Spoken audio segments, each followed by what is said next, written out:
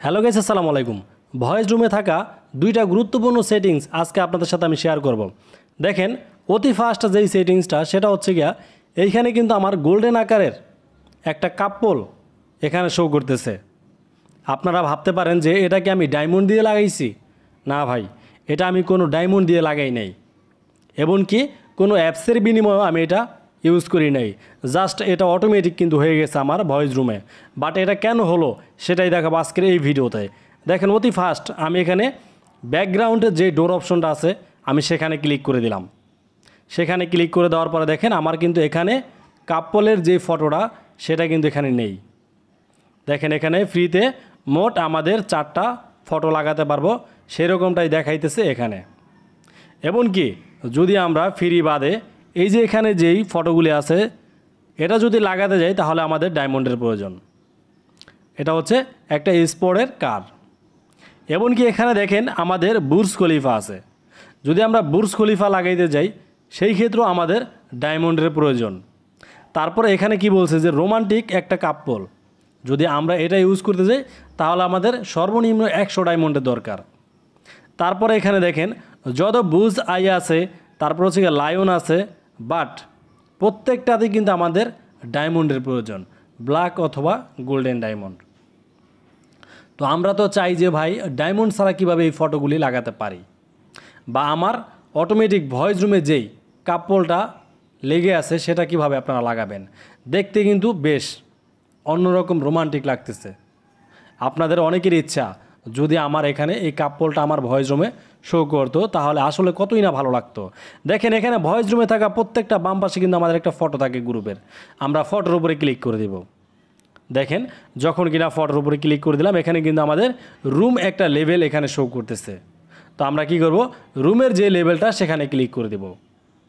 রুমের লেভেলের উপরে ক্লিক করে দেওয়ার পর দেখেন আমাদের এখানে গোল্ডেন লেভেল 9। আর যখন কিনা আপনার ভয়েস রুমের লেভেল গোল্ডেন হয়ে যাবে তখনই কিন্তু অটোমেটিক আপনার এই কাপল ফটোটা চলে আসবে। ভাই অবশ্যই আপনাদেরকে বুঝাইতে পারছি আমি। যদি না বুঝে থাকেন তাহলে অবশ্যই আমার এই ভিডিওতে কমেন্ট করবেন। এমনকি দ্বিতীয় যেই টিপসটা সেটা শেয়ার করবো এখন।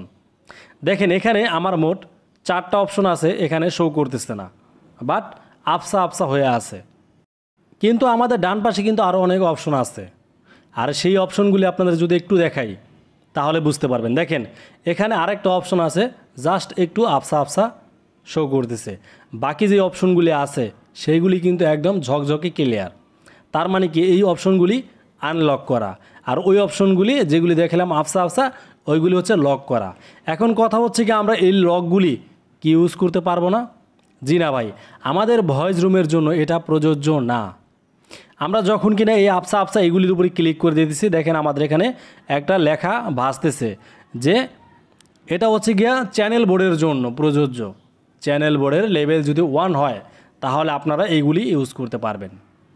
তো আমাদের যেহেতু এটা একটা ইমো বিগ গ্রুপ, এটা কোনো চ্যানেল বোর্ড না, সেই ক্ষেত্রে আমরা কিন্তু এই অপশনগুলি পাবো না। এখন একটা কথা আছে, সেটা হচ্ছে কি, আমরা জানি চ্যানেল বোর্ডে কিন্তু প্রত্যেকটা বোর্ডের ভিতরে 15টা করে ভয়েস রুম, 15 জন মেম্বার উপরে বসে একসাথে কথা বলতে পারে। তাহলে আমরা কি পারবো না? হ্যাঁ ভাই, অবশ্যই আমরাও পারবো সাধারণ একটা ইমো বিগ গ্রুপের ভিতরে বসে 15 জন একসাথে কথা বলতে। দেখেন, আমি যখন কিনা একটা থিমের ভিতরে ক্লিক করলাম এখানে আমাদের একটা থিম চলে আসছে, আমরা এখানে কথা বলতে পারবো 8 জনে।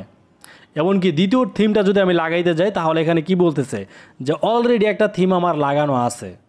এখন এই থিমটা দেখেন, এই যেখানে ডান কর্নারে একটা সুইচ আছে, এখানে আগে এক্সিট করতে হবে, তারপরও সেম আগে মতো আবারও থিমের ভিতরে চলে যেতে হবে।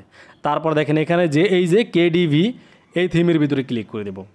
তারপর দেখেন এখানে মোট কয়টা বোর্ড শো করতেছে, ভাই 15টা। এখন আমরা চাইলে 15 জনে একসাথে বসে কথা বলতে পারবো। ভাই 15 জন কীভাবে? আপনারা যখন কিনা 15 জন উঠবেন তখনই বুঝতে পারবেন ভাই, তার আগে বুঝতে পারবেন না। এটা একটা থিমসের মাধ্যমে আপনারা 15 জনে কথা বলতে পারবেন একসাথে। তবে এটা চ্যানেল বোর্ড লাগবে না, জাস্ট ইমো বিগ গ্রুপের ভিতরে। বাট ইমো বিগ গ্রুপে কিন্তু আমরা জানি সাধারণত 10 জনে কথা বলা যায়। সো গাইজ, ভিডিওটা কেমন লাগলো অবশ্যই এই ভিডিওর কমেন্ট বক্সে জানিয়ে দেবেন।